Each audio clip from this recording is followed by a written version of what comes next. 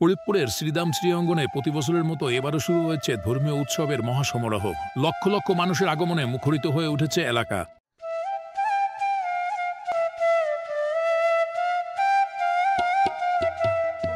তবে এ উৎসবের সবচেয়ে বড় আকর্ষণ হল প্রতিদিন লক্ষাধিক ভক্তের জন্য খাবার পরিবেশন।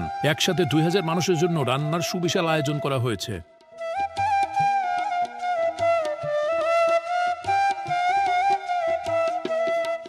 সারি সারি চুলা, বিশাল কড়াই, হাঁড়ি, ডেকচি আর রান্নার উপকরণে ভরপুর সেই রান্নাঘর যেন এক বিশাল কর্মশালা। স্বেচ্ছাসেবকরা দল বেঁধে নিরলসভাবে কাজ করছেন, কেউ রান্না করছেন, কেউ পরিবেশন।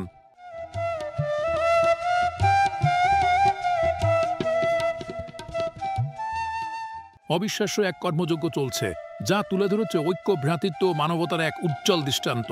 শ্রীঅঙ্গনের এই বিশাল আয়োজন যেন শুধু ধর্মীয় উৎসব নয়, এক বিশাল সামাজিক মিলন মেলা।